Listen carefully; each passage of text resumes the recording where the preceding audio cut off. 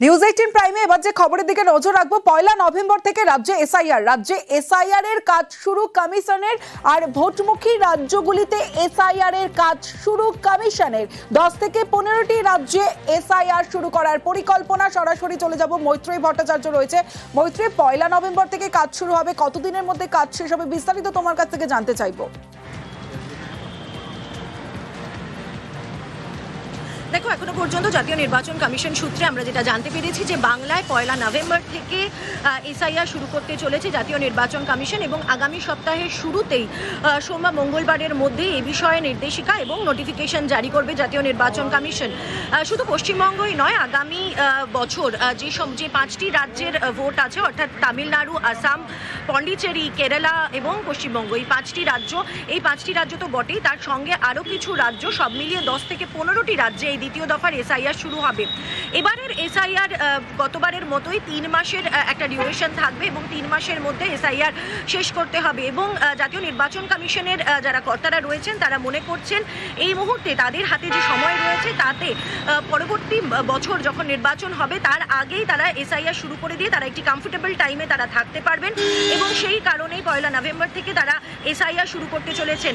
বিহারের এসআইআর এর থেকে এবারের যে এসআইআর তার একটা বড় তফাৎ হচ্ছে, এবারের এসআইআর শুরু হওয়ার আগে 2002-এর যে এসআইআর এর ভোটার লিস্ট, তার সঙ্গে যে সাম্প্রতিক যে এসএসআর এর যে লিস্ট রয়েছে তার ম্যাচিং করা হচ্ছে। এবং জাতীয় নির্বাচন কমিশন সূত্রে খবর, ওয়েস্ট বেঙ্গলের ক্ষেত্রে ইতিমধ্যেই 50%-এরও বেশি ম্যাচিং হয়ে গিয়েছে। অর্থাৎ যাদের এই ম্যাচিং হয়ে গিয়েছে তাদেরকে আর নতুন করে কোনো ডকুমেন্টস দিতে হবে না, শুধু তাদের ভেরিফিকেশন হবে এবং এনুমারেশন ফর্ম নিয়ে তাদের ভেরিফিকেশন কমপ্লিট করা হবে। কিন্তু যাদের নাম নেই তাদের ক্ষেত্রে নথি দিতে হবে, সেটাই কিন্তু আসবো। মৈত্রীর সঙ্গে থাকো, এই মুহূর্তে তৃণমূল নেতা অরূপ চক্রবর্তী রয়েছেন আমাদের সঙ্গে। অরূপবাবু, বাংলায় 1 নভেম্বর থেকে এসআইআর শুরুর ভাবনা কমিশনের, সোমবার মঙ্গলবার নোটিফিকেশন জারি করবে, কি বলবেন? প্রথম কথা, দেখুন, রোল ডিভিশন নিয়ে কারোরই কোনো আপত্তি থাকার কথা নয়, এটা ন্যাচারাল প্রসেস। কিন্তু এসআইআর এর নাম করে যেভাবে নির্লজ্জভাবে নির্বাচন কমিশন বিজেপির হয়ে ভোট চুরি করতে নেমেছে তাতে স্বাভাবিকভাবেই প্রতিবাদ ছিল, প্রতিবাদ আছে, আগামীতে প্রতিরোধ হবে। কিন্তু এই এসআইআর এর ফলে সবচেয়ে বড় বিপদে পড়েছে মতুয়ারা। আপনাদের চ্যানেলেই দেখলাম কদিন আগে হরিণঘাটার বিজেপির এমএলএ অসীম সরকারের সেই ভয়াবহ কান্নাকাটি, যদি একজনও মতুয়ার নাম বাদ যায়। কারণ এই যে বর্ডার লাগোয়া বাংলাদেশ বর্ডার লাগোয়া অঞ্চল, এখানে দেখা যাবে প্রায় অধিকাংশ লোকসভা আসনে বিজেপি জিতেছে, এবং সেগুলো ইনভেরিয়েবলি হিন্দু শরণার্থী ভোট ব্যাংক, অর্থাৎ Namasudra, SC ST community, Matua সম্প্রদায়ের মানুষ, যাদের ভোটে বিজেপির ভোট বাক্স স্ফীত হয়েছে। দেখা যাচ্ছে সকলের নাম বাদ চলে যাবে, কারণ তাদের কারোর প্রায়র কোনো ডকুমেন্ট নেই। এই জায়গায় দাঁড়িয়ে পরিষ্কার করে আমরা বলছি, যারা বৈধ নাগরিক তাদের নাম যেন বাদ না যায়। কিন্তু বিজেপি যে আগুন নিয়ে খেলতে চাইছে, সেই আগুনের লেজে ওদের নিজের সোনার মুখেই ছাড়খা হবে। আমরা বলছি, যেদিনকে ভোট হবে সেদিনকেই আমাদের কোনো আপত্তি নেই, যদি আগামীকাল ভোট হয় আমাদের কোনো আপত্তি নেই। তৃণমূল কংগ্রেস প্রস্তুত, বিজেপি তো লড়ার মতো কর্মী নেই, তার জন্য নির্বাচন কমিশনকে দিয়ে ইলেকশন মেশিনারি দখল করার প্রয়াস এই এসআইআর এ যদি কোনো বৈধ ভোটারের নাম বাদ দেওয়া হয়, সর্বশক্তি দিয়ে তৃণমূল কংগ্রেস উঠেছে, আগামীতেও উঠবে। বেশ, অনেক ধন্যবাদ। এই মুহূর্তে বিজেপি নেতা দেবজিৎ সরকার রয়েছেন আমাদের সঙ্গে। দেবজিৎ বাবু, 1 নভেম্বর থেকে রাজ্যে এসআইআর এর ভাবনা কমিশনে সোমবার মঙ্গলবার নোটিফিকেশন জারি করবে, এমনটাই খবর। অন্যদিকে তৃণমূল বলছে যে তাদের কোনো আপত্তি নেই, কিন্তু বিজেপির হয়ে কাজ করছে কমিশন, আর সেটার জন্যই প্রতিবাদ তাদের। না, তৃণমূলকে এই ব্যাপারে বেদনার বালুচড়া দাঁড়াতে কে বলেছে, কে মাথার দিব্যি দিয়েছে? আমি তো এটাই বুঝতে পারছি না। এসআইআর করছেন রাজ্য নির্বাচন দপ্তর নয়, যেটা তৃণমূল বানিয়েছে রাজ্য নির্বাচন কমিশনকে। কেন্দ্রীয় নির্বাচন কমিশন তাদের সাংবিধানিক পরিধির মধ্যে থেকে এসআইআর করছেন। এই এসআইআর করার কারণ হচ্ছে যাতে একটি নিবিড়, একটি কোন রকম বেআইনি ভোটার তালিকাহীন একটা সুস্থ স্বাভাবিক ভোটারদের লিস্ট আমরা পাবো, সমস্ত রাজনৈতিক দল পাবো।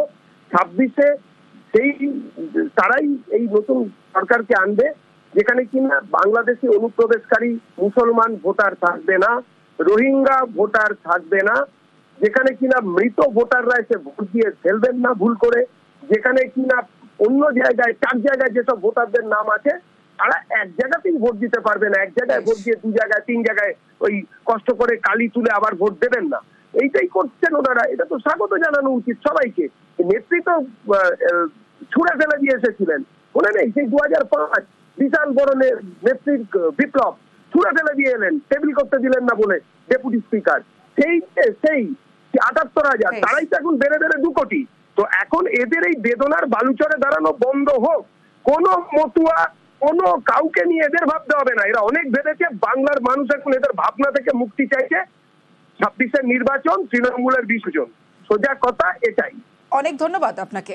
মৈত্রী ভট্টাচার্য রয়েছে আমার সঙ্গে। মৈত্রী, তুমি যেমনটা বলছিলে যে 2002-এ যাদের নাম রয়েছে এবং নতুন এসআইআর এ যাদের নাম রয়েছে তাদের নতুন করে আর কাগজপত্র জমা করতে হবে না, তাহলে যাদের নাম নেই তাদের ক্ষেত্রে কি হবে? কতদিন সময় পাবেন তারা তাদের নথি জমা দেওয়ার জন্য? দেখো, নির্বাচন কমিশন সূত্রে এখনো পর্যন্ত যেটা জানা যাচ্ছে যে যাদের নাম রয়েছে, অর্থাৎ যাদের নামের ম্যাচিং হয়ে গিয়েছে তাদের ক্ষেত্রেও ভেরিফিকেশন হবে এবং কিন্তু তাদেরকে নতুন করে কোনো নথি দিতে হবে না। কিন্তু যাদের নাম 2002-এর ভোটার তালিকায় ছিল না, কিন্তু তাদের হয় তাদের এখনকার ভোটার তালিকার যে নতুন এসএসআর যেটা বেরিয়েছে বা সংশোধিত যে ভোটার তালিকা বেরিয়েছে, সেই সংশোধিত তালিকা যাদের নাম রয়েছে তাদেরকে ডকুমেন্টস দিতে হবে। এবং এক্ষেত্রে যেটা জানা যাচ্ছে যে শুধুমাত্র আধার কার্ড দিলে কিন্তু হবে না। আধার কার্ড অবশ্যই পরিচয়পত্রের প্রমাণ হিসাবে গ্রহণ করা হবে সর্বোচ্চ আদালতের নির্দেশ মতো, কিন্তু তার সঙ্গে সঙ্গে তাদেরকে যে বাকি যে 11টা যে নথি রয়েছে তার মধ্যে যে কোনো একটি নথি দিতে হবে, অর্থাৎ তার জন্মের প্রমাণপত্র বা তার ডোমিসাইলের প্রমাণপত্র অথবা তার যে সেখানে বসবাসকারী তার হিসাবে কোনো, তার মধ্যে যে কোনো একটা দেওয়া যাবে। অনেক ধন্যবাদ মৈত্রী।